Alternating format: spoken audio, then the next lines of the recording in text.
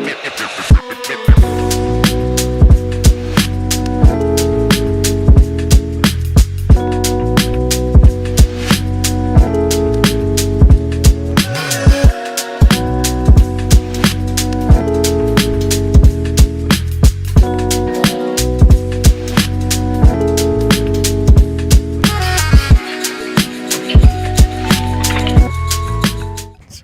is that? Super cool. What do we got going on? Oh my gosh. Well, guys, keep it clean. Keep it clean. What is up, everybody? Welcome to the DNVR show. Let's go! Oh my gosh. We are slowly getting back together. Look at this. The band is slowly getting back together. The fellas. The fellas. When was the last time we had a four-person show? Eric, not here at the moment. Not here yet. Not here yet, but will be joining us in a moment. The seat's hot. The seat is warm. Look at that. Wow, My laptop's warming it up. it's a Bear Grylls over here. Bear Grylls tracking a deer. Guys, we have a great show for you today. Jusuf Nurkic, our old friend. Was he ever a friend? Well, he was a friend for a moment. Haven't thought about him in years. Yeah. It's been a while since he's even popped into my mind. He might be going to our sworn enemies, the Phoenix Suns. We're going to talk about that. We're also going to talk about the biggest L's in Denver Nuggets history and Jokic history in light of the Broncos. In my history. In Harrison Wynn's history. Also, largest margin of victories. We got some mailbag. We got all kinds of stuff. Over here, Brendan Vogt. Full mustache. He's mixing it up. He's not scruffed this time. Why are we talking about old stuff? Can we just talk about their best wins again? Oh, man. I know. It's time to change it up. But just a reminder, they did win the title. They did win the title. Honestly, it is a way to... It's both. I'm doing the extremes. Yeah. We're going to talk about some of the biggest monster dubs for sure.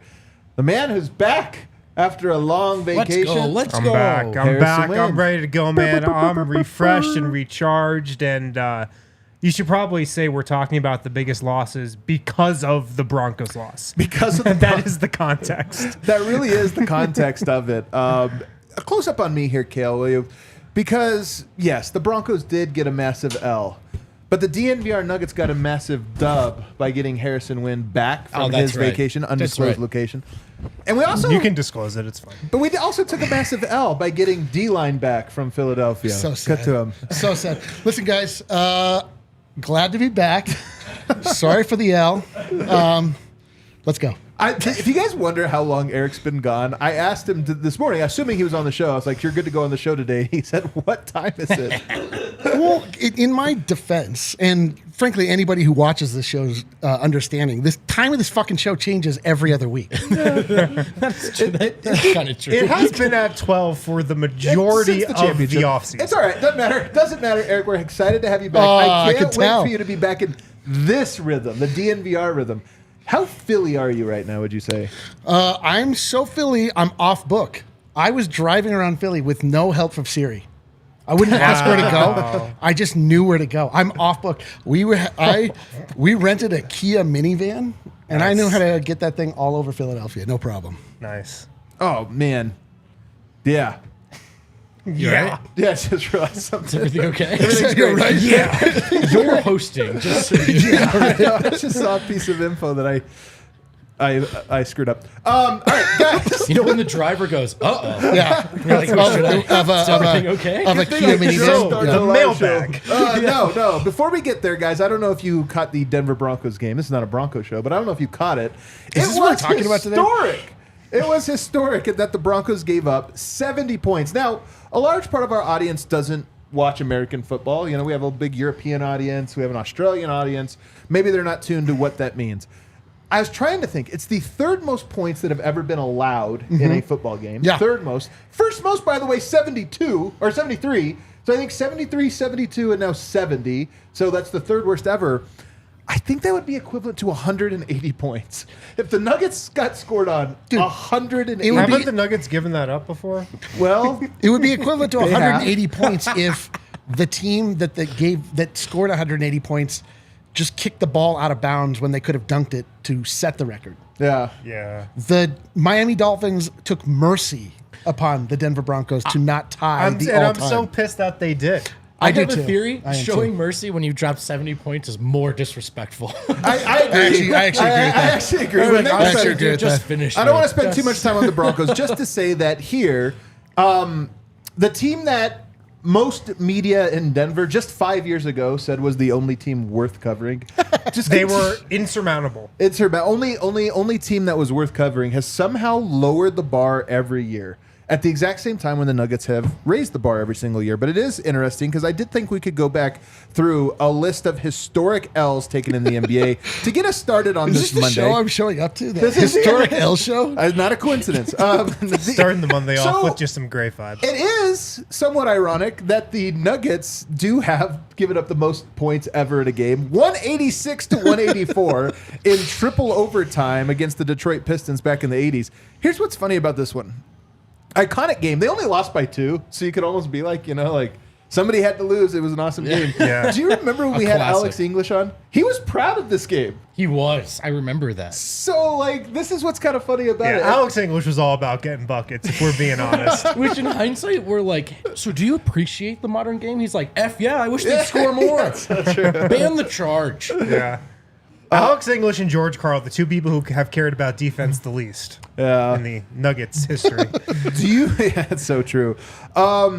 The biggest L in Jokic history or Nuggets history, 48 points.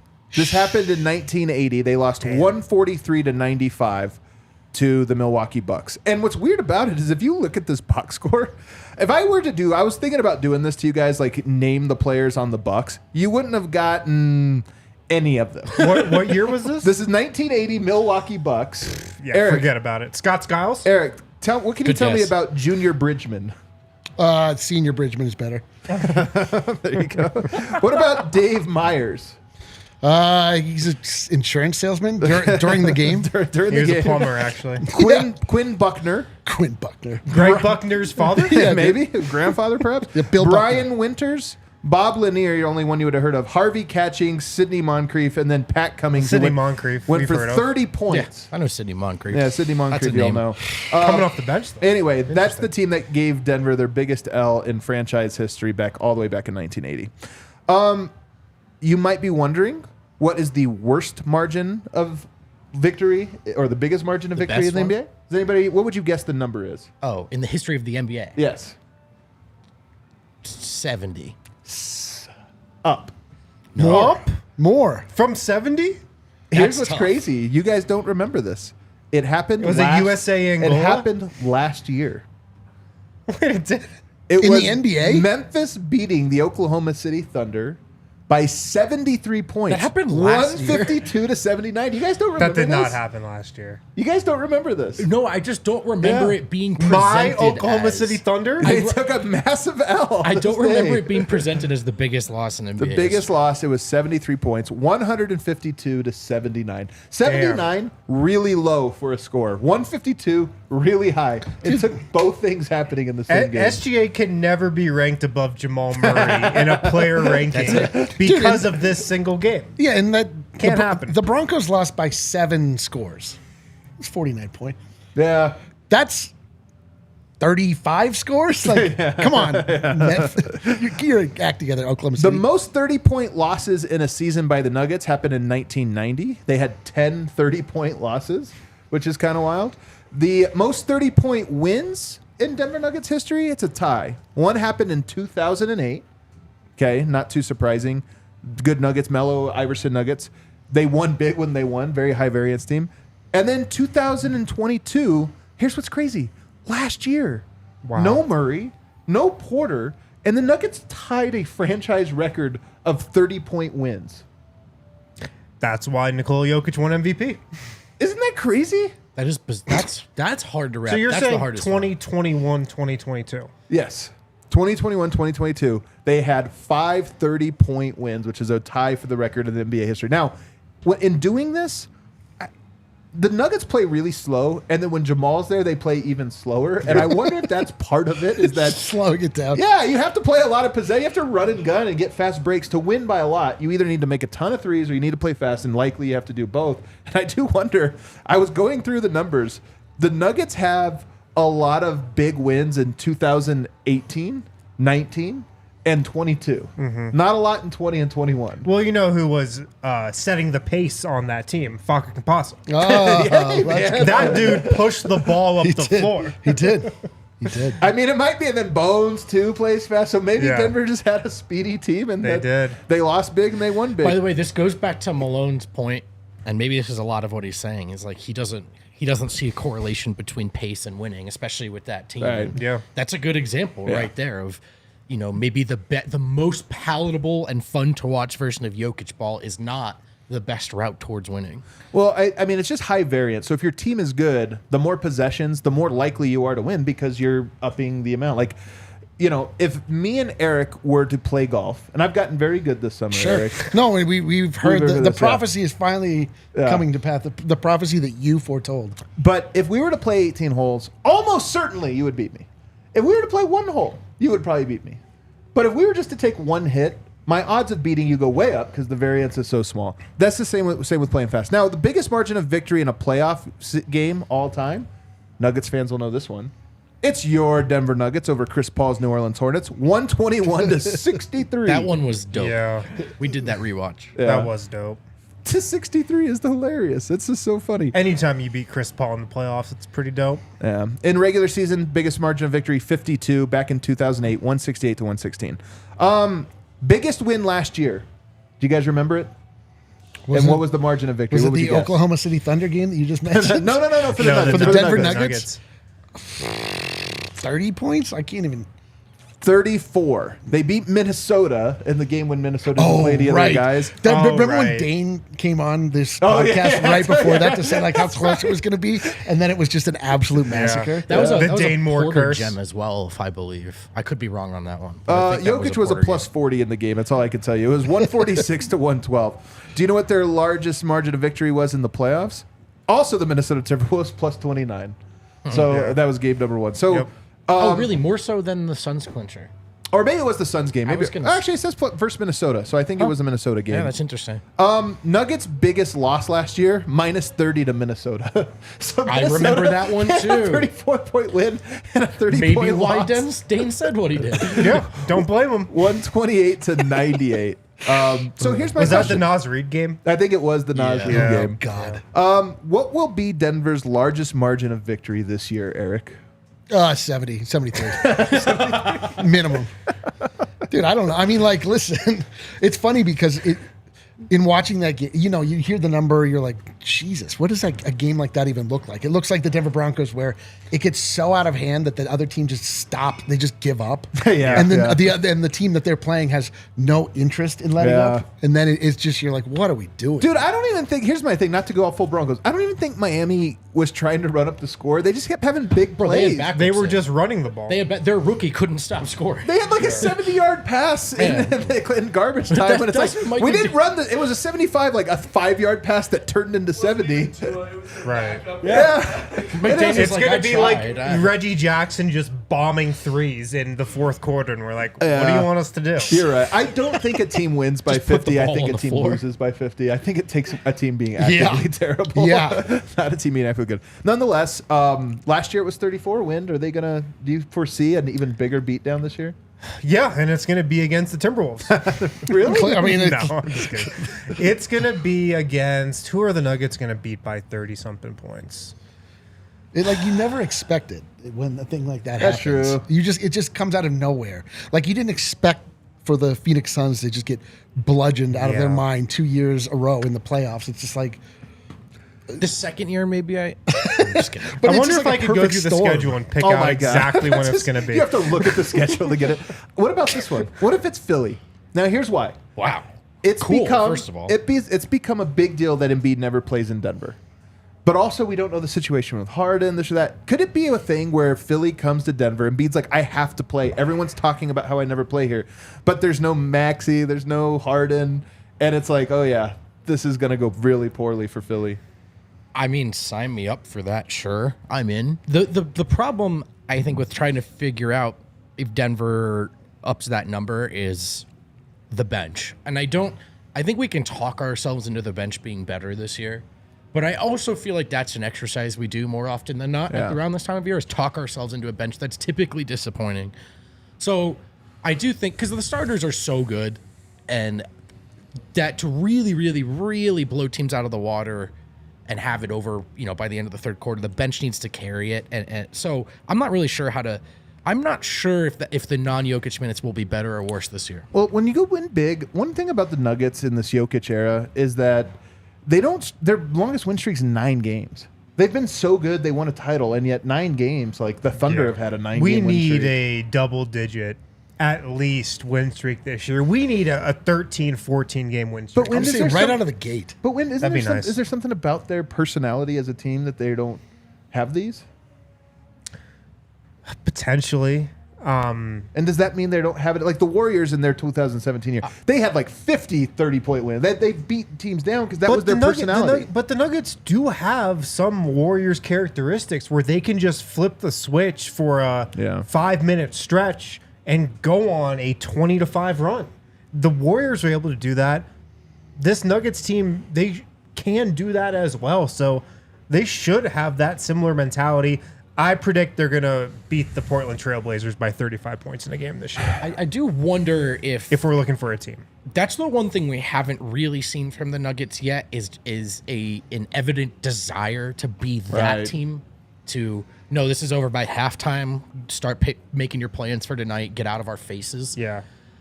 And the win streak as well. Some of that I wonder is if that's a Jokic thing, and this sounds like a criticism. I don't mean it as one. I don't think it cuts away from his bottom line.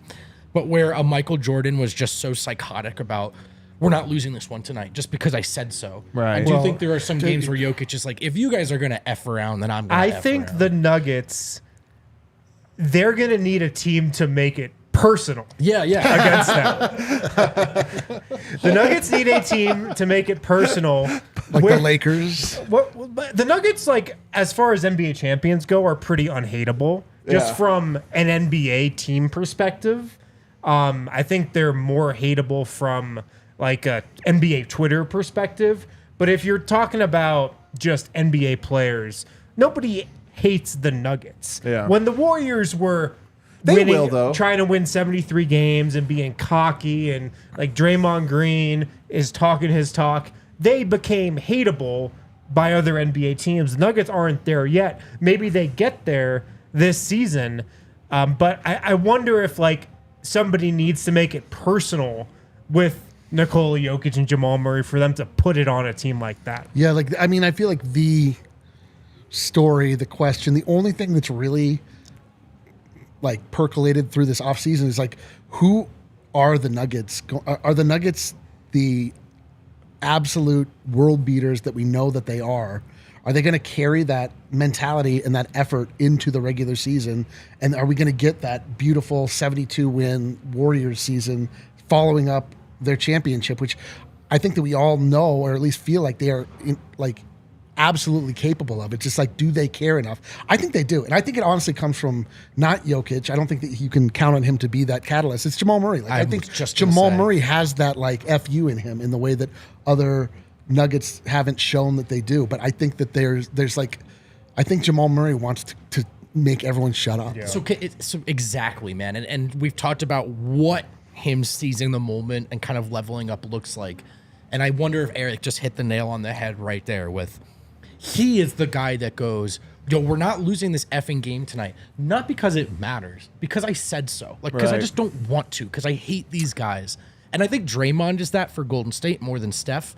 So in that way, could it be Jamal and not Jokic? I don't think Jokic will ever be that guy. I do think, though, you need a couple Bruces, too. Like the guys that aren't on the starting lineup that come in that don't take it easy, that don't just come out and run. They're like, no, we're launching threes, babe. We're up 30. We're going to make it 40 now. Yep. And I wonder if Denver has those guys. But I will say, I think the Nuggets, you're right that they haven't been hated. I think that they're hated this year by some teams. I do think that they find some teams that are like, F the Nuggets. We specifically hate that team. I think Phoenix is going to be one of them. There's one Phoenix team is one of them. Yep. And I think already the fan base. The Lakers are another I think the one. Lakers are definitely another one. The Philadelphia 76ers they feel don't this play way. enough. I mean, but all the same, I mean, there are teams out there that like are absolutely gunning for the Denver Nuggets. Minnesota might become one. Yes, honestly, maybe. like I could see Minnesota being like, yeah, we hate the Nuggets. Yeah. All right, let's take a break. On the other side, I want to do a little bit of a largest margins of victories and losses in the Jokic era, because it's kind of fun. The games that I found were actually very interesting and memorable. Guys, you don't have to choose between better hair growth and your health. That's because Nutrafol is here to provide a whole body health approach for men that promotes healthier hair. No drugs, no compromises, just better hair. Nutrafol's got a great deal going on for DNVR listeners. You can go to Nutrafol.com/men and enter the promo code DNVR.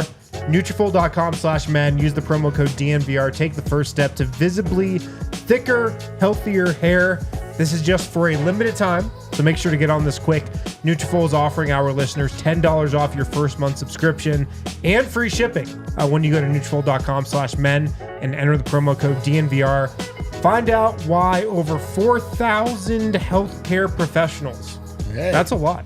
It's a lot of healthcare professionals. Holy I smokes. didn't even know there were 4,000 healthcare professionals on this planet. There can't be. But there are obviously way more than that because more than 4,000 of them recommend Nutrafol for healthier hair. Nutrafol.com/men. Nutrafol.com/men. Promo code DNVR. Man, I'm an eye test fella myself. My eyes tell me Denver waking up a bit, man. People back on the streets. Okay. People outside. People hanging out. The vibes are good. Listen, it was a tough time for everyone, but I think the vibes are back. Denver seems awake, and if you want to get out in Denver, become a Denverite. Don't just rent a zip code here if you're new. Go get out into the community.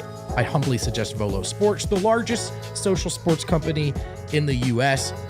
We play at Volo so the kids play for free. The Volo Kids Foundation is a separate 501c3 that provides free sports games to kids in each Volo city. And to help them out, all you have to do is help yourself out, have some fun, meet some friends out and about in Lodo, Rhino, Uptown City Park, the Highlands, Sloan's Lake, Cherry Creek, DU, Englewood, Arvada, Aurora, Northfield, and more.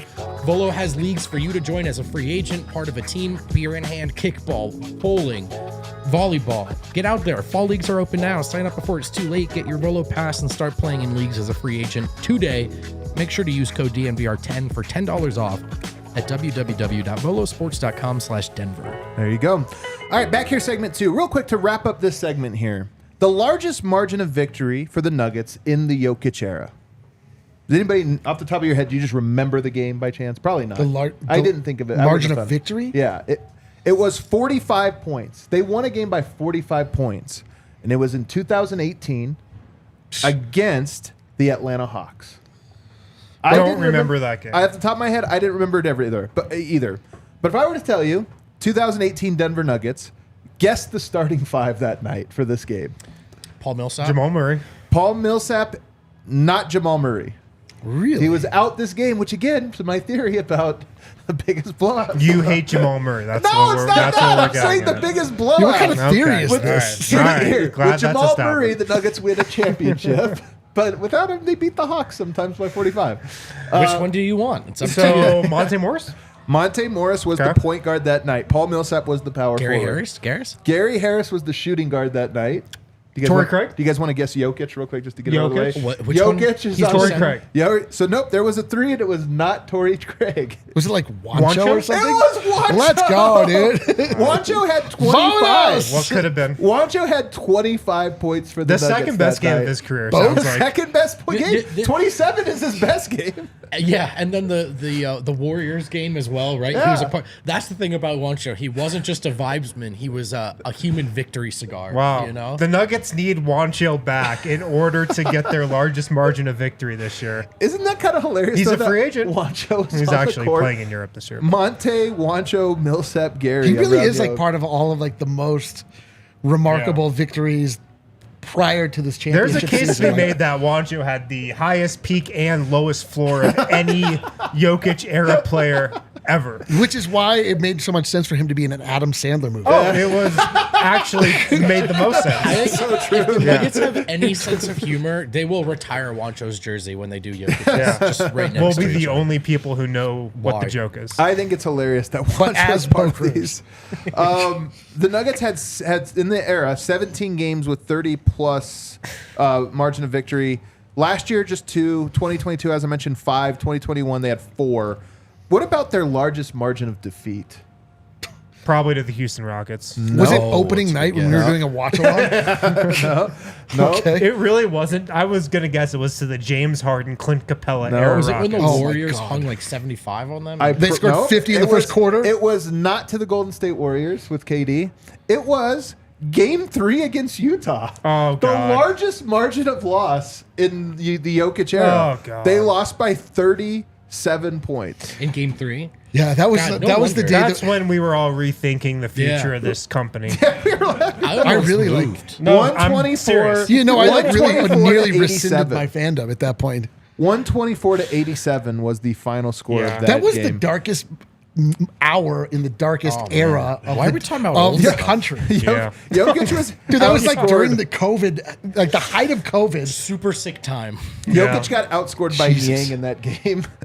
They also lost by 37 to We get India. like blocked by Gobert and like embarrassing Literally- fat. literally Why the- are we talking about it's this? I don't literally get the Because this. it's only literally the time. last. It was the darkest moment before the It's the only time the haters were ever right, dude. Yeah, it was the only Yeah. time, The and they only actually time. weren't right. They were just right for. They A got to little dig bit. themselves a Yeah. little Yeah. further. I got threatened by a member of Jokic's family. It's all good. It was a rough time for all. It of was, us. it was rough for all of us. Thankfully, I'll they won. Tell that story some other day. They did also lose. I hope it to, was Natalia. They also another wasn't. embarrassing one, guys. They lost to the Indiana Pacers in 2019. This was the team that beat them by 37 points. Thad Young, Miles Turner, Wes Matthews, Bojan Bogdanovic, and Corey Joseph. Listen, sometimes Made you Denver worse than any sometimes you team. wake up in Indiana and those guys just want it more than you do. You know? Tyreek Evans had 11 points. Tyreek Evans. This For is the Nuggets? Nope, you might have guessed that. Aaron Holiday, Doug McDermott also going off. TJ Leaf made an appearance in the game. He was Super a cool. +6. I liked him in the draft. So a little bit of fun with numbers there for you guys going back in Nuggets history. Will they eclipse that this season? Will they eclipse it? Wait if we find out. Before we get to Only the if Jamal Murray plays. Before we get to the Suns and kidding, guys. Nurkic, I It's a want to use joke, the rest Jamal. of this segment real quick with just kind of a random one here to talk about. There are 6 new head coaches with the NBA this year. I'm curious what you guys think the impact they're going to have. There's some ones that really don't pertain to Denver too much. Monty Williams with the Pistons. Yeah, I have literally no thoughts on that. Monty Williams will he'll have a positive impact on the Pistons. I think so too. Absolutely. For sure. Oh, Monty Williams is like an absolute. He's like a great culture builder. He is. He's like a great Yeah. coach when the hour is darkest. And then when it gets to the point where you need to have like, I mean, there's a lot. It's so funny how coaches fall into one category or another. And Michael Malone got mercifully beat the allegations that he was tied to the former, which is just vibes builder, culture builder, like, you know, coaching young kids up and Yeah. getting them ready for the NBA versus tactician. Which is, you know, you think about a Greg Popovich or Right. other guys on that, Nick Nurse sort of on that side of the If you're ledger. looking to alienate your young, talented big, he's like fucking inner circle. Yeah, yeah, You know? exactly. That's the funny thing is that his failings in Phoenix were because he lost that like attaboy side of coaching. He like absolutely alienated DeAndre Ayton. Yeah. The entire culture sort of fell apart. They had a scapegoat that they could all point to, and they had high-end talent that just was, you know, left to just sort of float and find out its own. And they got murdered over and over. So Monty Williams, I think, is a really good coach. I think you can win a championship with him. I mean, the Suns were up 2-0 in the finals they were with close. him as their coach. But he's also, I think, a great coach for a team like Detroit that has a young budding star in Cade Cunningham. Yep. I just think like that's a great situation for him. Rockets, Ime Udoka. I actually think like the Rockets aren't going to be a threat to the Nuggets or anything in the out west, but I do wonder if he has like I mean, a big listen, turnaround. if you're looking to clean up your culture and your integrity, it's the first hire you make. You say that, but here's the thing about it. I really am. You are joking, and it is a funny joke, but at the same time, I think the Celtics culture this last year was way worse than it was 2 years That's ago. the deeply ironic part is that he actually really might help clean up the on the court culture. The on the court. yeah, because I mean, man, dude, that Ime Udoka story is the wildest in a long time. Still in the waiting for NBA. somebody to get to the bottom of it. I actually don't even want to get to the No, bottom. you It feels like don't. it feels like exceptionally dark and sticky. Like Yeah. I want no part of it. But like, Interesting word choice. no, it was intentional. It was a very intentional word choice. I know. But I it's just like find it something you like interesting. don't necessarily want to wade into. But it's also like, bro, how bad could it have been to walk away from like what he had built with the Celtics? Like they're still like. But the players didn't like him, though. Well, And they clearly. didn't like him, in my opinion. I mean, who knows? We know who really knows. We're not behind the closed doors. But they were a very disciplined and intense team That's the last year, thing, and he was a yeah. hard ass on them. And then the players didn't like him, and they brought in a softie, and they were way worse. Yep. So sometimes, I thought the players liked him. no, I mean, Jaylen Brown allegedly really did not like him. It did- May have played. I'm waiting for the first report where we find out something that Jaylen Brown likes. He doesn't like anything. He hates Boston.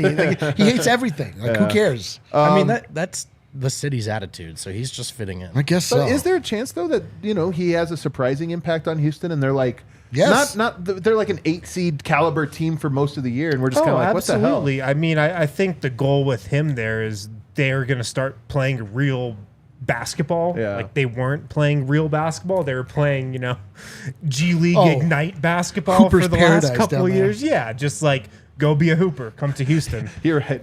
Jalen Green's gonna hate him. Man. He is going to hate I him. know. might hate him. That's Yeah. But again, It's no I fun need anymore. someone to clearly delineate for me what the roster is in Houston. I have no idea. Yeah. still. Well, like- that's another thing that's helping him is the roster is a bit more real this year Yeah. with Fred VanVleet and Dylan kind Brooks. of, but also Fred Van's like, wait, I have to play D. When they signed me, they told me I could get buckets. That's what I was told I would get buckets. The biggest reason why it might be like a real basketball team is Ime Udoka clearly wanted no part of James Harden. Right. It was clear that he got the job, and the first thing he said was, "Okay, we're not trading We're for out, James we're Harden out, yeah. or signing James Harden." So that was the first positive step in right. their rebuild. Who wants a piece of James Harden? Nobody. Nobody. Not I even mean, the The This is only, why. literally the only guy who ever stand for him in the NBA is Daryl his Morey. biggest enemy now. Yeah. It's the wildest thing ever, dude. The Bucks got Adrian Griffin. This one's really interesting to me because the Bucks are title contenders and they have a new head coach.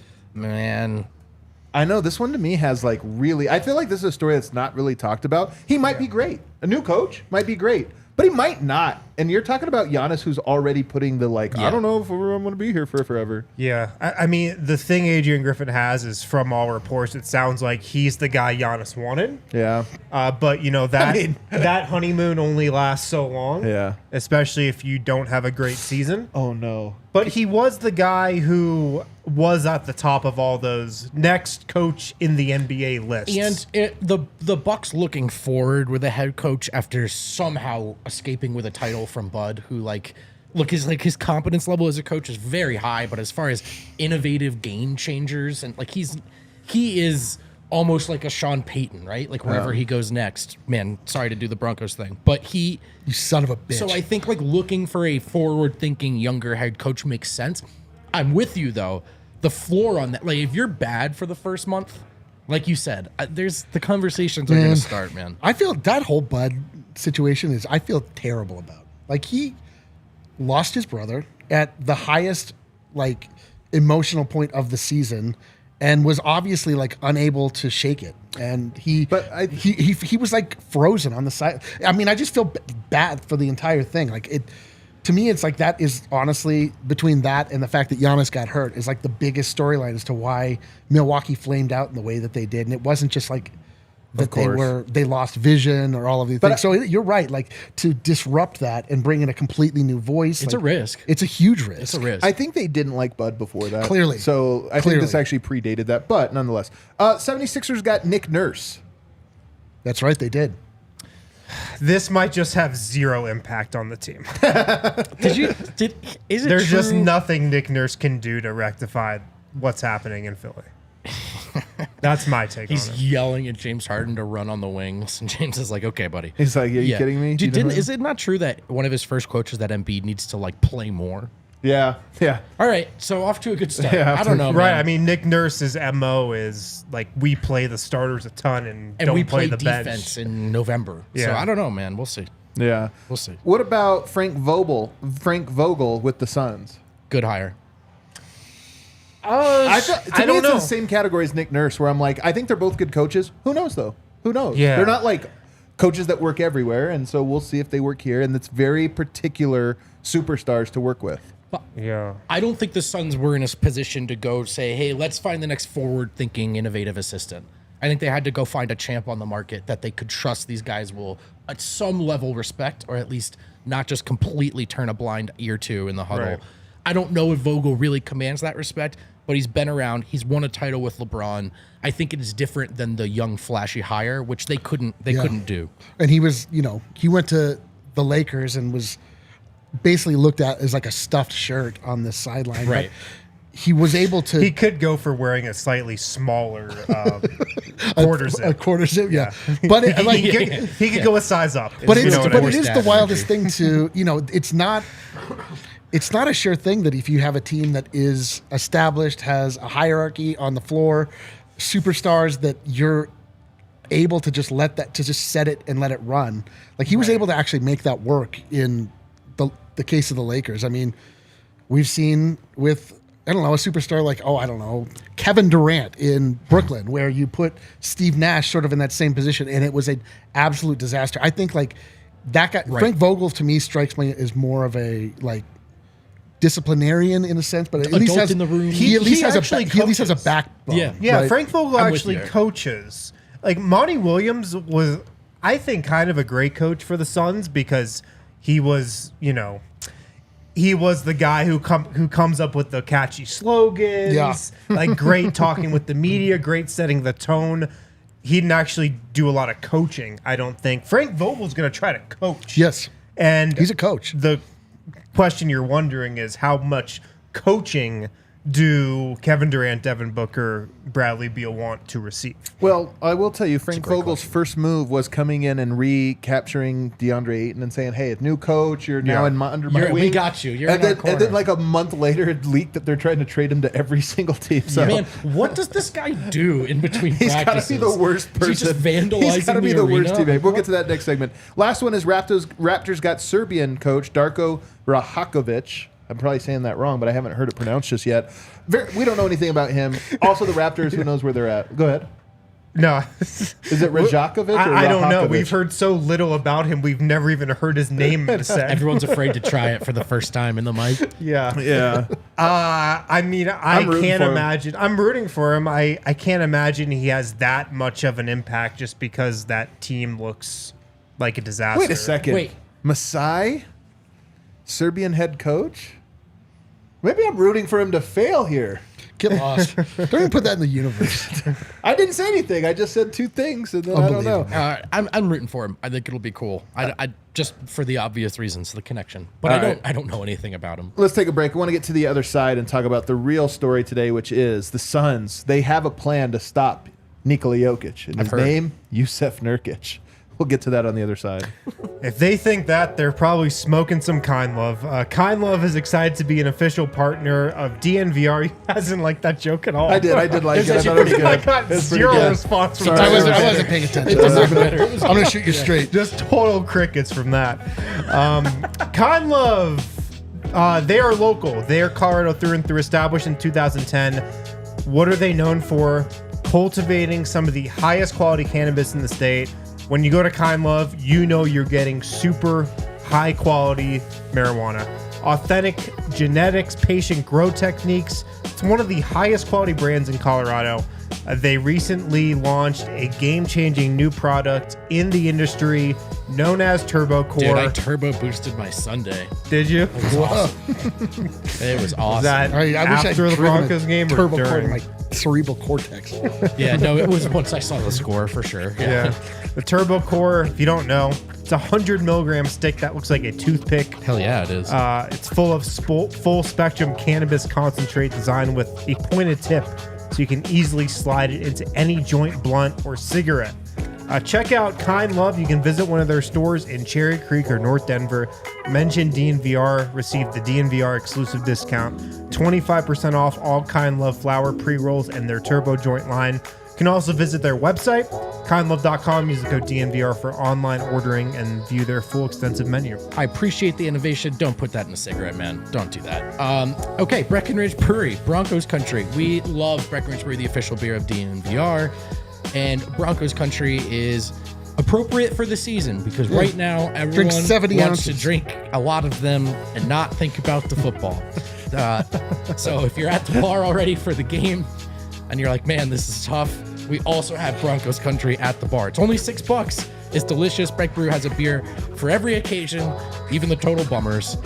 Try out some of our favorites: Avalanche Amber Ale, Mile High City, Broncos Country Pale Ale, Fun Slinger, Good Company Hard Seltzer. Check it out at the DNVR bar. If you want to drink it and be sad in your own home, choose the Breck Beer Locator. $6? That's I would have expected $70. That's what you would think, but no. But only 6. That's good. Yeah. Well, it's the Bronx. It's not the Miami. It's the Broncos. Oh, right. Okay, it's cool. The Broncos one. Just the Breckenridge Brewery is great. They have nothing to do with the football. They don't actually have anything to do with that. Guys, over the weekend, some rumors started to pick up over Damian Lillard. You've been following this story pretty closely. Did he get traded? No, he right. didn't get traded, Sick. but there are some rumors And there's an here. update, though. And one of those updates is the Phoenix Suns, who've long been rumored to be trying to get rid of DeAndre Ayton, have their eyes on Jusuf Nurkic as a replacement. Now, this isn't an Ayton for Nurkic swap. I think everybody would agree that that would be a downgrade. But they're hoping that they can turn Ayton into a wing and Nurkic. What do we think of this plan here? This, I think, could be a disaster for the Phoenix Suns. Because if you're relying on Jusuf Nurkic as your starting center, you don't have a center. Like, if you have Jusuf Nurkic as your center, you don't have a center. I have long said that I think Nurkic is one of the more overrated players in the NBA. And But now he's just now rated he's lower. not even very highly rated. Right. And I still think he's overrated. He can't stay healthy. He's not even a good defender. And on offense, he thinks he's a good offensive player. He thinks he's actually DeAndre Ayton with, the jumpers he shoots and the type of shots he tries to seek out. But he's always been an inefficient offensive guy. And especially on a team like the Suns where you have Kevin Durant, Devin Booker, Bradley Beal who need a lot of shots, inserting a guy like Jusuf Nurkic who has always looked for his own offense, that seems like a disaster to me. I wonder. There's one particular. I do think Nurkic might be a better playmaker than Ayton, and he's not an exceptional one, but I think he can make some passes. He can. And that extra, they kept trying to find Ayton at the free throw line, and PJ sliding over. That was an interesting battle because Ayton goes up kind of soft sometimes. Speaking of going up soft, Yeah, Nurkic follows that. One thing Nurkic can do in that spot is make an extra pass, but I don't. Offense wasn't really their problem, I don't think, and I mean, Ayton, maybe in theory, you could at least convince yourself was a great Jokic option. Can you? Look, man, more so than Nurkic, sure. Hold on a second, man. Hold on a second. Look, more so, I don't feel actually different. think he's a stopper, to be very clear. I But- feel differently about Nurkic. but I do think that if Nurkic is in the way, it's light work, man.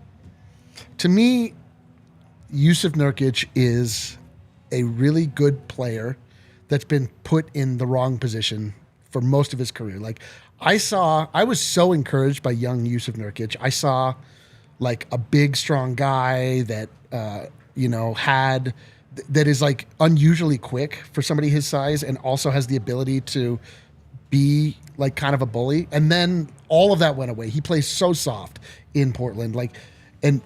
But he didn't play soft when he first arrived in Portland. Like, he actually, he had a chip on his shoulder. this is what I'm saying. Like, I've seen him do this, and I feel like if he goes to Phoenix and he is in a position where he can kind of be like a tough guy behind the wall, like he can sort of hide behind Kevin Durant, Bradley Beal, Booker. Like, I actually think it's going to be a benefit. I actually am a little nervous about the idea of Jusuf Nurkic going to there because I know how good he can be. I just have seen him be so soft, play so soft. He was soft in Denver, though, man. And you're right that he wasn't soft for a very specific stretch where he had a lot of motivation at his back. Yeah. And also, I think more important, anytime there's a new trade like that, where there's a new player that changes the dynamic of a team, oftentimes it's like teams have to figure them out for a while. And I don't think anybody had figured them out yet.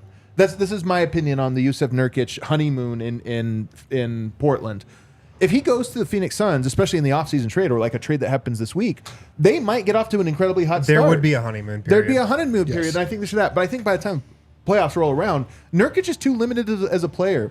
And your point about him being soft, one of the things I really don't like about his game, but he's always been that. I've always thought Nurkic was the guy that was 100 pounds heavier than everybody ever knew and mistook that for being a tough guy. Right. And you know what I mean? He grew up just thinking he was the toughest guy on the block when he's actually just the biggest guy on the block. I agree, but I just feel like they have guys on their team that actually do play tough.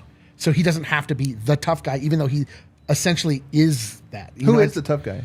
I would say that Devin Booker plays tough. I would say that I Kevin think Devin Booker's a front runner. There's a reason they've lost in humiliating fashion both I think years. you're right. I mean, I think you're right. I just, to me... He's not tough. I just think that Booker to me is more of a guy who is at his best when they're up 10. Right. And that guy, then he's like Kobe Bryant. You can't stop him. Yeah. Look, the reporting out of Phoenix has been that they view Nurkic as a defensive potential linchpin. Right. That's a tough... backline defender Right. that is supposedly an upgrade in that department over Ayton. He's not. He's not that. I mean, Jusuf Nurkic, if you haven't watched him in a few years, like you might have this image of him as a rim protector, defender, rebounder. He hasn't been that guy in a while. He's not athletic enough. He gets hurt too much. He's not mobile enough. Right. He's not an upgrade defensively over DeAndre. He's not even that physical. And he's this big dude, but he goes up soft offensively. And my thing with the Suns, if you're playing Denver, who has Jokic, which is a mobile redwood tree, and then Aaron Gordon, like Durant's on the floor, where's the physical component to the Phoenix Suns? Which if I'm a Suns fan, I'm obviously excited about the moves. You have to be. Yeah. And even maybe this potential move, because Ayton has just been nothing. But I am wondering who's the physical presence on this team, especially down low, but in general. Because they don't have one right now. And I think that's a problem when playing teams like Denver and even the Lakers, Yeah. I'll say this. I asked somebody the other day about, like, on a scale of 1 to 10, what is Ayton's defensive impact against Jokic? I actually think that's an incoherent way to do this. Because I actually think you can only break it into 3 categories. There's not a 10 categories of stopping Jokic. There are the top category, which would be guys like Bam Adebayo and Anthony Davis, and maybe you can name a few others who Jokic is kind of solved, right. But at least you could say, like, yeah, but those guys are hard to score against. Like, they still make it as hard as possible. You could have a medium grade guys, which to me would be more like DeMontis Sabonis, guys that. Where do you put Wendell Carter in this mix? Wendell Carter might be the 3. He might be at the top level, to be honest with you, at the part. But I'm saying the medium grade are guys that don't stop Jokic, but at least they make him work on the other end. And it's like, okay, well, you're going to give something. And then there's the ones which make up a majority of centers, of which it's like they have no impact on him defensively. And offensively, maybe they make jumpers, maybe they don't, but you're not beating Denver with their offense. Yeah. I think Ayton has gone from a 3 to a 1. And we thought of him as a guy that's like, well, he is long and Jokic does struggle. Guys, 34 19 and 5 in limited minutes, 39 16 and 5, 30 17 and 7, 53 and 11, 29 13 and 12. Those were Jokic's numbers in the first 5 games when he was out there. He is back to category 1. And so here's my thought. Nurkic to me is also a category 1. But if you can get 2 players, to me it's almost like they're punting on Jokic and just saying, like, hey, he's going to score on us no matter what. We might as well have a Jock Landale type guy. Nurkic will do. Let's go try to get OG What's Anunoby. What's interesting with that is I had a tweet that went a little viral last week where I said that no team in the West, no contender in the West has made a move that's focused on defending Nikola Jokic. And the response to that is exactly what I thought the response would be and what I wanted it to be. And it was that there is nobody who can stop Nikola Jokic. Right. There is no defender and no defensive scheme that you can adjust to stop Nikola Jokic. That was what everybody was quote tweeting my tweet with. And that's kind of the point that I was making with that tweet. But I actually think the one thing that you can do to adjust to Nikola Jokic a little bit is just stack your team with size and physicality. And the tweet was on the heels of the Warriors not signing Dwight Howard. Right. Which I think is kind of the one thing that I thought we might see some contenders do. Maybe it's what Boston is doing with Porzingis and the three big men that they have there. That's the one strategy that I think I thought teams might do. Just load up on big men that can like play a Jock Landau type defensive strategy on Jokic. Maybe that would be, something Phoenix pivots to. But that's my point about the Nurkic move. It's not like I'm not over here like super stoked on Ayton. And I don't think he's a Jokic stopper. I just certainly don't think you've addressed either of what those dynamics or checked those boxes by adding Nurkic. Yeah. He is, in fact, big. He does not play big. If you had Nurkic and a Jock Landau and a Dwight Howard, right, maybe you're getting somewhere there. And a Bol. Kale, let's see what Nurkic has to say about Phoenix. I mean, he would be interested in joining, I feel. What does he have to say? Zoom in. That's so tiny. I don't know if anybody can read that. Nurkic, Brooklyn situation all over again. Crying emoji. This is after This is June 18th, 2023. Right when the Beal trade happened. Brother, Jusuf Nurkic has turned into Donald Trump. There's always a tweet. There's a tweet for everybody. There's always a tweet. If you could always go back. Nurkic does not believe in the Bradley Beal acquisition, according to Jusuf Nurkic. Which incredible. I kind of love. How is that funny. Not deleted yet? No, that's what I thought too. The last part of this, guys, and you alluded to this, Eric. Nurkic has. I have to be honest. I have the most conflicted feelings of some of the most conflicting feelings about Devin Booker, because there are things about Devin Booker that I actually really like. You guys know I love footwork. I think his game is as pretty as it gets. Yes, I do think he's a bit of a front runner. He is. I mean, I can't believe I said bit of a pretty boy. Yeah, he's got some of these qualities. But I look at it and I go, I think Nurkic is like.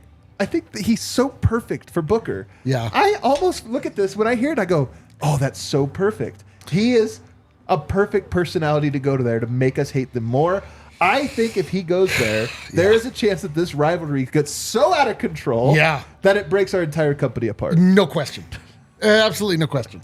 I mean, the NFL is already doing its best to sink our company down into the abyss, into Davy Jones's locker, and like make no one ever want to talk about football again. But yes, the high level between...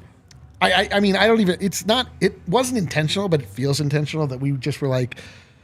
What are the most uncomfortable cities we could set up markets in? We go Philly, Phoenix. We got to do LA next, baby. Got to do LA next, but yes, we got to get a Lakers beat. ESPN isn't our. That's not the LA ours. network? No. Okay, we would build our own, even more insufferable LA I see.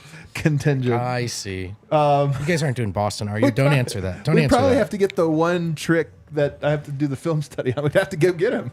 We do need that one. We need that one weird trick. One weird trick. To film review to double check. It just becomes our guy, man. Oh man. I do think it would make us hate Phoenix and more the Suns somehow. More, just because it would make us increasingly mad because we know he's not good. Yeah. And they would think he's good. But we know he sucks. What do you mean, like, I don't know, Bol? Yes, it would be Bol, but he's actually starting and playing, so it means a little more. It would be so full circle, too, because Nurkic is one of the original bosses that Denver defeated and leveled up He might have been the first boss. He was. And then the Suns were kind of a very late entry to this whole era. Yeah. And there'd be kind of course, Nurkic is not the same player. Not that it would have mattered, but there is a beautiful through line here of or reconnection.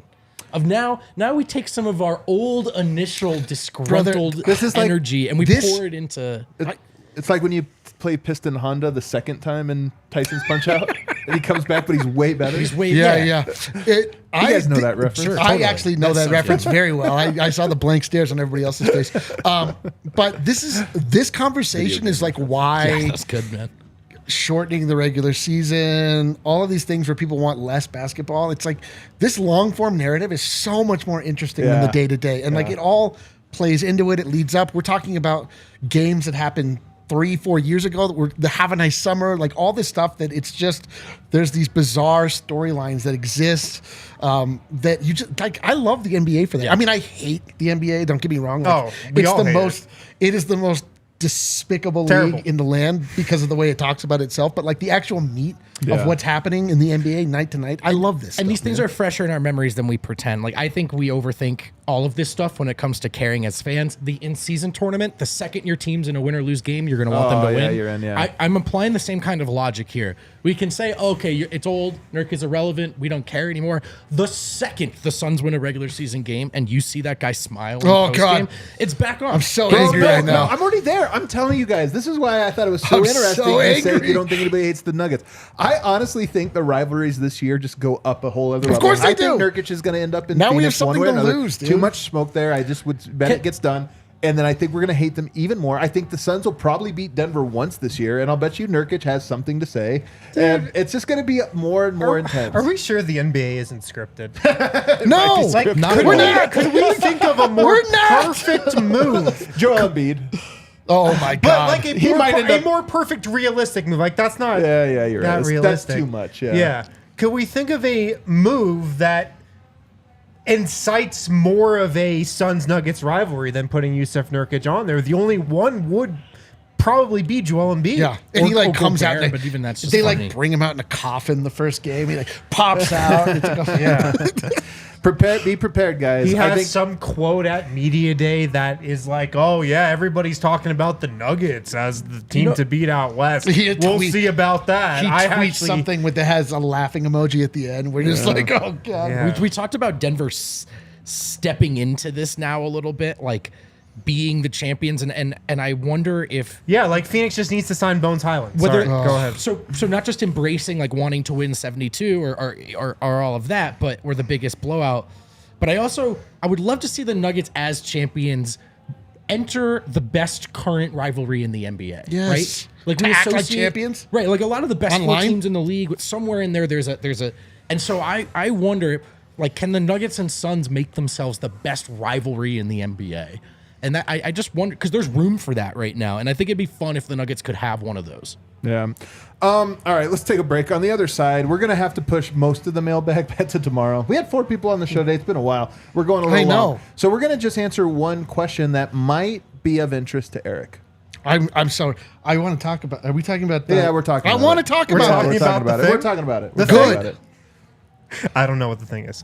Shady Rays, guys, take on the sun with gear built to last. It's beautiful out in Denver today. Oh, is 75, 80 degrees. You need your Shady Rays out there. Always sunny in It's Denver. always sunny. It really is, man. This is exclusive to our listeners, Shady Rays. They got a great deal going on. You can go to shadyrays.com, use the code DNVR, 50% off 2+ pairs of polarized sunglasses. You can go to shadyrays.com, browse their entire selection. They have all different styles, like aviators, whatever style of sunglasses you wear. You can find it on Shady Rays. Also, in tons of different colors for every different model. They've got something for everybody. Yeah, regardless, again, of the vessel you're going to be in charge of, be it an airplane, some sort of naval, you can get an aviator. Adam's got them all covered. Yeah. Seafaring or airfaring. Yes. ShadyRays.com. You can also shop in person. They got a store at Park Meadows Mall. Full stop shop for all things Shady Rays. 50% off 2+ pairs of polarized sunglasses rated 5 stars by 250,000 people. Also, if you lose or break your pair even on day one, they'll send you a brand new pair. Unbelievable. No questions asked. ShadyRays.com. Code DNVR, 50% off 2+ pairs of polarized sunglasses. Football weekend is actually still going, even though the weekend's Make over. it end. Please stop. It is Monday Night Football. We can stay in network. like a burn that never PHLY. stops The burning. Eagles are in action, and I got to make a DraftKings Sportsbook pick of the week. There's a Monday night profit boost. Get a 50% profit boost to use on any Monday night game. So whether you want to make that money line a little juicier for the Eagles or look at the spread, I think they're good. I think Tampa's bad. I also don't know football. There's also a Go ahead. I was going to say there's a Shay parlay. That's what it's called. Eagles win, Jalen Hurts TD, AJ Brown 50+ receiving yards. That's my DraftKings pick of the week, plus 210. How you want to play it is up to you. We just ask that you do play responsibly and download the DraftKings Sportsbook app and sign up with code DNVR. New customers can bet just $5 to get $200 instantly in bonus bets, only with an official sports betting partner of the NFL, like DraftKings Sportsbook, code DNVR. The crown is yours. Gambling problem, call 1-800-GAMBLER or visit www.1800gambler.net. In New York, call 877-8-HOPE-NY or text HOPE-NY 467-369. In Connecticut, help is available for problem gambling. Call 887-889-777 or visit ccpg.org. Please play responsibly on behalf of Boot Hill Casino and Resort, Kansas. Licensee partner Golden Nugget, Lake Charles, Louisiana. 21 plus, age varies by jurisdiction. Void in Ontario. See sportsbook.draftkings.com/football terms for eligibility, terms, and responsible gaming resources. Bonus bet expires on 7 days after issuance. Eligibility and deposit restrictions apply. Good job, man. You made it through. All right, final segment here, and we have some breaking news, actually, guys. This is actually coming from a Harrison Wind of Denver, and he says, Denver. I think it's pronounced Denver. I'm not sure. Some Denver. He is saying that Western Union will no longer be the jersey sponsor of the Denver Nuggets. Yes, that's correct. So what? We're just out on money laundering now? We're out, man. I'm just kidding. I gotta be honest, I did not mind Western Union. It's weird enough that it's not. I don't have a positive or negative thought about them. I just don't. Yeah. And it's like not offensive. And Wu was like kind of cool looking relative to most jersey sponsors. They were just kind of there. I would actually say it was like a 7 out of 10 jersey sponsor. I agree. Mostly because it was easy to ignore. I agree. The colors matched. Yeah, up you were and never everything. like, oh God, like Love's gas station or whatever. you're just right. But they would never do anything annoying. You're like Western Union. Yeah, that's Western Union. And also, my guy Hickmet, who was used to the CEO. Well, he was that's interesting because they have a new CEO now. oh no, that must be why they're gone. I don't know, Did but you just I think your guy, the CEO? Get out of here. Dude, he goes crazy at games. He acts like a lunatic. Yeah. But yes, I did report this over the weekend while on vacation, might I add.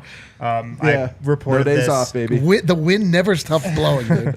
But yeah, Western Union no longer the jersey patch sponsor on the Nuggets. They're without one currently right now. Dope. Man, does that give you hope that this year's jerseys could be all-timers? That they come up with a jersey and it has no sponsor and it's just pure? Nope. Thanks for asking. See, I would love that because, man, does a jersey look so much better without a patch on it. There will be a patch. I think there will Of course too. there will be, dude. I think my read on this situation is it's the price just went up situation. Don't be surprised. I would. Can we put wagers on who we think it'll be? Yes. Please. Number 1, Ball. Yeah, I mean, they're probably the number one. They would have the best odds. Number 2, Coors. Man, I don't know about that one. I don't know. There about might that be one. restrictions. I don't know how that works. That's true. That's a good point. Yeah, I was going to say, I don't know if we had an alcohol What sponsor about anywhere. Pepsi? They're moving their headquarters, no? possible, but then there's like Arrow. They sponsor the Broncos pretty heavily. They're a company nobody knows what they do. Potentially like military technology. No, what Arrow does is they make parts for engineers to use in their engineering, and then like Granger or something. You don't think like United or one of those? You know? Frontier is a Denver based. Dark Horse, maybe All City Network. All City Network, the darkest. If you're Frontier, they just start flying the Nuggets around and petting coach. Yeah, but I mean, my read, like I said, it's the price just went up situation. The Nuggets just won a championship. Last Their week's stock's price, not at this an week's all-time price. high. Also, as you brought up, your guy, Hickmet. the Western Union CEO, he is Hickmet. now the former CEO. They have a new CEO, and I just wonder if the Lakers priorities shifted slightly in terms of where they're putting their marketing money. Jersey sponsors really are just CEOs or big fans of a team. Maybe that's That's the what we're case. doing. And then like the marketing department's like, we lost $4 Yeah. million in marketing last year. Yes. He's So, like, yeah, but yeah. it was awesome, right? Champions? So I think it's a combination of those two things. Yesterday's price is not today's price, and they have a new CEO in seat now. But they're without one currently. I'm with you, D-Line. I expect them to have a new one when the season starts. Once Pandora's box has been opened Yeah. to large streams of income that a team can get for doing literally nothing, they will never turn that away again. It's what happens when you start naming Mile High Sports Authority. It's just like that's a huge source of revenue that you can't ever turn down again. Right. Also, as part of this, because I think this falls under branding a little bit, the jersey sponsor. Also, I saw that D-Line got himself into a fight with account. Let me see if I can find the account. Oh, at Nuggets. Got in a fight with at Nuggets over the weekend. I'm glad we're bringing this up. Yeah, of course. This is something that I've been screaming about since well into last year. You've also, when this happened, you were very bothered by it. I've been bothered by this for a very long time. makes me insane the way the Nuggets talk about themselves. They talk about themselves with absolutely no self-esteem. They allow themselves to be made fun of in a way that made sense because they were a downtrodden franchise for so long. The concept of referring to yourself as chicken nuggets when you have the best player in the world, you are the reigning NBA champion. I'm all about having fun. Like, things are not so heavy. Life doesn't need to be this way. But like, this thing has been up for a month, man. And like, and it's funny. Like, I like NBA Paint. Like, I think that's a cool addition to the NBA sphere. Like, it's creative. Fun. It's unique. Yes. And when they changed it, I thought that was cool. Like, that's fine. But like, for a week, like the Denver Nuggets are now going on a month in the offseason where they are the reigning NBA champions, and they are not puffing their chests out at all. Right. Like, they are allowing themselves to be looked at continually as a joke, which I'm not okay with anymore. Like, as Wynn says, yesterday's price is not today's price. This is not the Denver Nuggets of old. Like, the Denver Nuggets, I made a whole thing. I told everybody, like, this is the golden era. We are no longer talking in terms of chicken. We are talking in terms of gold. The way, you can't imagine that the Golden State Warriors would go this route where they would find some weird way, like diminutive way that people refer to them and embrace it in a way. Or they might do it for a short period of time. They would do it for fun, and then they would move forward. But like,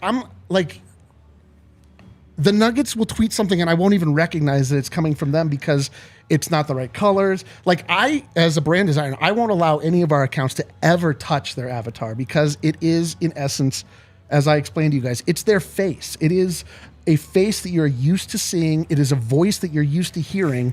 And when you have this like goofy little thing that's like, hey, month left to the season. Like, I saw it yesterday. I'm like, God, enough. Like, have a little pride here. Like, the person running the social account, like, doesn't feel about the Denver Nuggets the way I feel about the Denver Nuggets. Well, which I guarantee you they don't. They just the Denver Nuggets just finally got to a place where people have to respect them.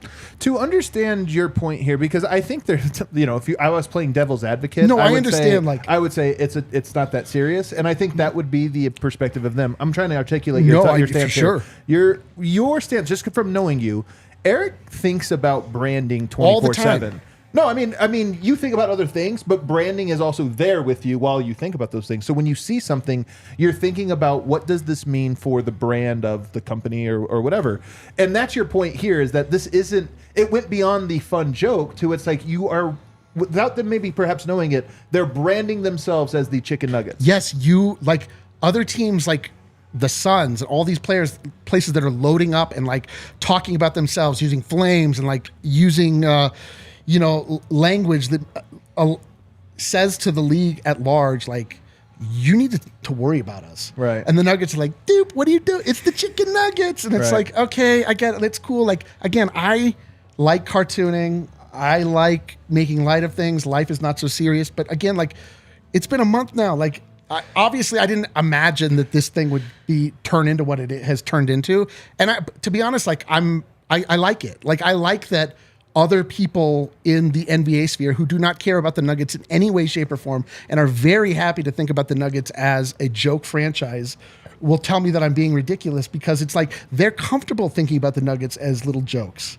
And I don't want them to feel that way. I want them to feel uncomfortable about the Denver Nuggets. I want them to see the Denver Nuggets think about Nikola Jokic and dominance and Jamal Murray like splashing a 3 in your eye. And like, I want pride to be part of the Denver Nuggets MO moving forward, because it has been bereft. There's been no pride in the way that the Denver Nuggets... thought process clearly isn't about branding. They're more, and this is the thing again, the critique is really that this was fun, and like Gen Z in particular, who's like most of the audience when you're doing these type of social things will find it cool or whatever. But, do it for a little bit. But there's a larger branding thing that's going on that goes beyond the click rate of a specific thing. This would be like if the Raptors made their logo like Barney or the Loch Ness Monster. Or something. Like, you would be like, okay, it could be funny for a moment. But if they kept it there for an entire summer, you'd be like, you're now becoming equated to Barney. And I just think there's the fundamental misunderstanding is this isn't flippant haterdom from Eric. This is like a well thought out opinion that he sat on for a month. Yes, I made very sure. Like I told Zach Lowe, Like, we're done with the chicken nuggets. Like, I don't want to hear the chicken nuggets anymore. Right. I want to own gold. I want to steal gold away from the Warriors, who, by all rights, should have no claim to it. It's talking about the state at large. We've argued this before, but But I'm just saying, like, they're the Warriors. We are the golden Denver Nuggets. And now more than ever, we actually have the hardware to back that up. And it's like a moment to reinvent oneself rather than fall back into talking about and allowing others to talk about you in the way that they always have. And again, not that serious. Like, I didn't have like a multi-storm tweet about this. I just saw it. I'm like, bro, change the logo. Like, just please, like, show me the Larry O'Brien. Show me our logo that is emblazoned in gold. Like, show me something that says, like, you have to worry about us. I will say, too, the chicken nuggets thing specifically, like, which is your point, it wasn't that it's an NBA paint thing. That is the one thing well before you ever tweeted, I would say that was a near universal opinion that Nuggets fans are like, haha, chicken nuggets jokes, we're over that. Yeah, it's like, how many times is somebody going to eat chicken nuggets, like, after how many points the Nuggets score? We're going to do that bit again. Where do you two fall on this? Fair or foul for Eric? I actually think it's a fascinating conversation, which is the point to me that I think is maybe missed, that it wasn't just like, yes, everyone on Twitter falls into this kind of annoying hatery sort of thing. We all do it, and I'm not not talking about you, Eric, at all. A little bit he is, but yeah. Well, no. I just, like, I'm saying, like, we all read tweets in that tone is what I'm trying. That's actually what I'm trying to say. But I know Eric, and I know that he's thought about this, and I actually think it's really interesting. I'm not fired up about it. No. Like, I haven't thought twice about it.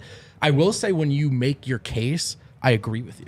Right. So that's just interesting to me. What about you, Wind? I agree with Eric 100%. I think they need to change it. I think it's a cool thing. Yes, it is a cool thing. I like the innovation, or whatever you want to call it. I like bringing NBA paint into the world, but it had its runway, and like, I think now you have to move past it. I mean, there have been a lot of times when I'm scrolling Twitter and the Nuggets account pops up, and I'm like, what the hell is that avatar? Yeah. That's something that I've done a lot this summer. I will say that, Eric, unfortunately, you are famous enough now that I know. Now they can't change it. I just feel like, can they change it today? That everyone's going to be like, oh, D-Line, are we bullying them into changing? Listen, no, bullying them into not being able to change it now until training camp. Or there have been things that have happened over the summer where I'm like, oh my God, like, I have, like, over the last week and a half, I have been involved in social posts that hit over 1 million 5 times. Yeah. And it is crazy that, like, this is old man yells at cloud. I get, like, what everybody is saying. Right. But it is wild. Like, the streets are truly watching. Like, it is a wild thing. It's an eye opener. But it's also something that I honestly believe so strongly in, because branding means more than it just means more than people will acknowledge. And they're like, what's the big deal? It's a picture. I'm like, what's the big deal with anything? Well, like, what does anything mean? Anything? Right. Like, this is you're talking about the ultimate symbol of the team, in that it is the face they use to talk out of from their Twitter account. And for the fact that it is doing in such a weak, funny manner, it's fine for a week. For a month leading into the season, like, come on, man. Like, you gotta, let's go. Like, let's start getting our claws back. Like, let's stop pretending like the league can push us around and refer to us as little nuggets and all this stuff. It just, I'm happy. This is also one of those times when you think about the fact that the Nuggets are named the Nuggets, and it's actually hilarious. It is hilarious, but it can be. That there's a professional sports team called the Nuggets. Ted in the chat saying, "What if Tyson Foods is the jersey sponsor?" See, that would be rough. That would be rough. Oh man, maybe this is all a long play. It's all a long play to introduce Tyson Chicken. God so I think the question now is, when do they change it? And my first guess is media a week day. from today. Yep, media day. It's media day. I think for Eric pigeonholed him into holding fast. Well, but all the same is like, to me, it just smacks of there's just no pilot. There's just no one has thought about it. Right. They're like, change it, and like, they're not. To me, it's active and to involved. me, it's a move that you pull if you're in the 2015 to 2022 era of the Nuggets. Yes, where you, like, I saw a Or guy. even maybe like 2021. Yeah, like if you're the Pelicans and like you don't want Yeah. to talk about Zion anymore, you're like all, hey, we're just the funny little pals and stuff. It's like I will say one thing though to Eric, to his point. We got to get out on this so you can hit the outro music, Kale. But one thing about Eric, and I mean this, you're gonna think this is an insult, but I mean okay. I mean it good. You're like Walter in Big Lebowski with bowling. And that you're like, why does he take it so seriously? But it is like the most important thing to him. And branding really is the most important thing to you. Your mind, you do care about these things a lot, and you are an expert at branding. So it might feel weird to some people to hear the passion on such a weird thing. Right. But Eric is not, he's like the record store worker who really knows everything about the record. So he has. But you don't want to hang out with them on a Friday. No. And just to be clear, like I'm tortured by this. Yeah. Like this is not something that I'm proud of, but it's this like is keeping you up at it's night. also the foundation of this like very successful company that we are putting together. Like I am like my obsession with branding is why DNVR is DNVR. And it's like when I get into conversations with people who don't know a fucking thing of what they're talking about, it makes me insane because I'm like, bro, I promise you don't understand. You think this is not deep. It is much deeper than you possibly think. Right. So it turned out to be a very interesting conversation for a segment. Guys, the whole squad's back. Let's go. And also, as the camera goes out on us, camera goes out. That's a hard out. That's a hard out. Also, guys, we are 1 week away from Media Day, so we're going to have our off-season roundup shows all week this week, and then we're back at it again. I can't wait. Hit that like button, everybody. See you next time. Let's go.